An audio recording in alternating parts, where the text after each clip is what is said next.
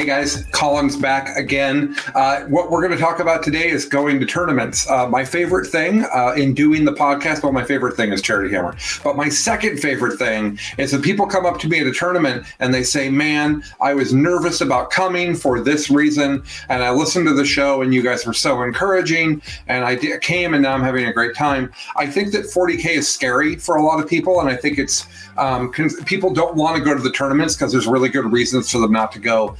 Well, in my career, I spent a lot of time handling people's objections. I've been in sales. And so as I listen to the reasons from our Discord why people don't go to tournaments, my brain thinks of ways to overcome those.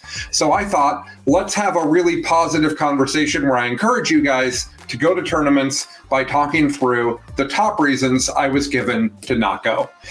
First of all, family commitments. That's hard, and obviously your family needs to come first. I would suggest, though, especially if you're new to parenting and you've got young kids, start brokering a deal with your partner now.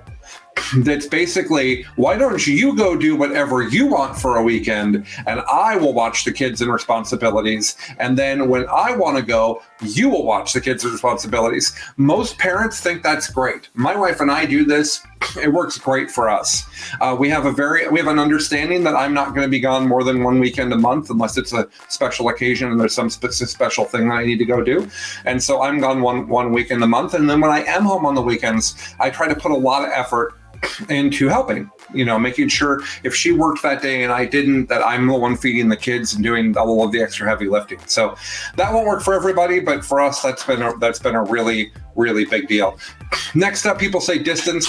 That's a hard one. The best thing I could say about distance is find good road trip buddies. Also, I prioritize tournaments based on distance. If you are having a hard time getting to tournaments, the goal is to go to the tournament and get the practice and play the games and get to have the experience. So it's much cheaper to go to local tournaments if you have them. I prioritize those. People say, well, I'm only going to do one tournament this year and it's going to be LVO. And I say, don't.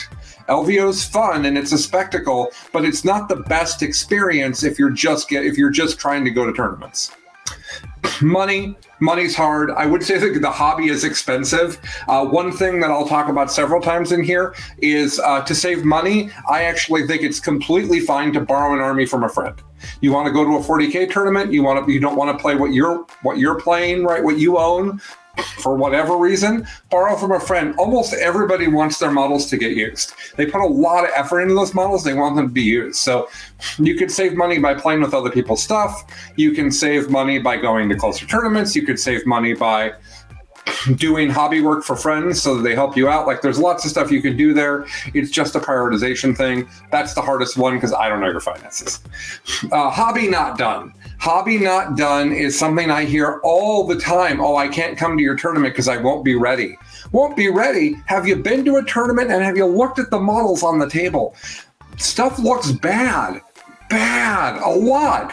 And it's fine. Nobody makes fun of those people. Put the basic paint job on your stuff so you can play with it and go and have fun, and then do all of the additional stuff. Don't just say, I haven't put the 3 hours into each Space Marine that I require of myself, so I can't go. You're missing out. You're not having as much fun as your friends. You're not getting the game ROI on the models you've created. The next one is, I don't want to deal with power games, cheaters, and Aholes. That's actually the most common one that we heard early on. And you know what? It's not valid. I've played about 400 competitive games of 40K in tournament play between 8th and 9th edition, somewhere between 300 and 400. I have 4 games in my head that I hated, where I think the person I played was a cheater or a bad sport or a bad person. 4. It's like 1%. And even if it is, who cares? That person's a jerk, fine. Have fun with the rest of your opponents. It's one game. I know it's uncomfortable, but who cares? Just play the game and just enjoy the fact that most of the people are awesome. Terrain is bad, meta is bad. Let's put these two together. Terrain is bad, meta is bad. Terrain is bad, meta is bad are not, I shouldn't play 40K. I should decide what I'm playing based on this. Meta is bad probably means that you don't feel like you can win. Okay, take something you're really excited to see how well you can make it perform. Take your favorite army that isn't usually good. Maybe you're a closet Imperial Guard player and you're like, you know what, I'm going to take Guard and see how I can do. It turns out they're doing pretty well despite having a bad win rate and people thinking they're not good. So train is bad is hard. Try to help the store, reach out to them, offer to bring train. You and your friends offer to bring train. There's stuff you can do, but in general, you should just build for the bad train. Army not good enough. Army not good enough is the same as meta is bad in my mind. It's saying, I don't want to take the thing that I have. This is my option. 40K is expensive. I can't buy more armies. Okay. I would say build a SKU of your list that deals with the thing you're worried about. And if that doesn't work, borrow from somebody else. If you really don't want to play the things you own, borrow Hammer. It's great. I've done it. It's very fun. Finally, by far the one that hits us where we live the most is mental health. Anxiety, autism, OCD, all of the different ADHD like I have. I think, Mitch and I have been pretty open about our mental health stuff. We certainly understand this. I will tell you that I have crippling anxiety that I take medication for. I am a very accomplished tournament player. I've won, somewhere between a dozen to 2 dozen tournaments. Like, I've done very well. I've not slept at some of those tournaments because I've been up all night with anxiety. I get it. It's uncomfortable. It's hard. I strongly encourage you to get help from a professional if it's that bad, if it's as bad as that. I'm now doing way better, and I'm very happy about that. But in addition to that, you need to understand that it is a very, very neurodivergent hobby.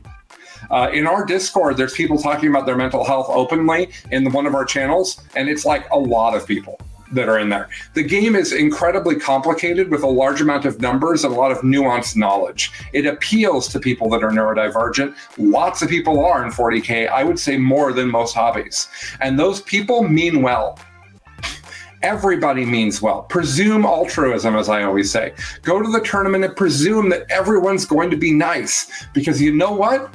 Most of them are. Go to a game store and talk to the people painting there. The people of 40K are nice, and they're going to be nice to you. I know that it's emotion versus logic. I get that battle, but just try it. Just push yourself through. Find a buddy to go with who will hang out with you and make you feel comfortable, and just go. I promise that you'll have a good time. Thanks, everybody. We'll be back tomorrow.